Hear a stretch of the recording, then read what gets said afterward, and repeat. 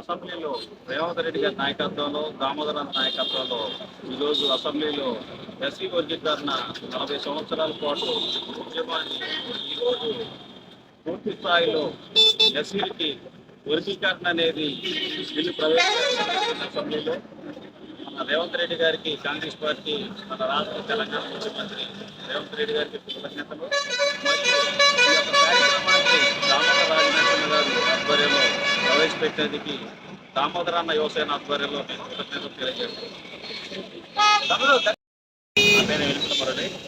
దామోదర రాజనరసింహ యువసేన ఆధ్వర్యంలో ఖమ్మం జిల్లా కమిటీ ఆధ్వర్యంలో ఈరోజు ఎస్సీ వర్గీకరణ మీద దామోదర రాజనరసింహ గారు అసెంబ్లీలో చట్టబద్ధత కోసం బిల్లు ప్రవేశపెట్టారు.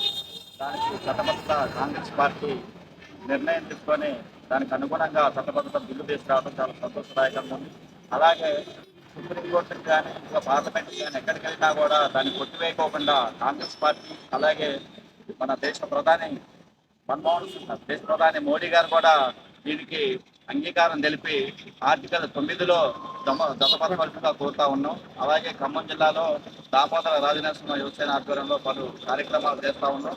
అలాగే ఎస్సీ ఎస్టీ సప్లాన్కి, అలాగే వర్గీకరణకి దామోదర రాజనరసింహ గారు నాయకత్వంలో బిల్లు ప్రవేశపెట్టడం జరిగింది. చాలా సంతోషం. కాంగ్రెస్ పార్టీ వైపు జిల్లాలో ఉన్న, రాష్ట్రంలో ఉన్న బాధితులందరూ కూడా పనిచేస్తామని ఈ సందర్భంగా మీడియా ద్వారా తెలియజేస్తాము.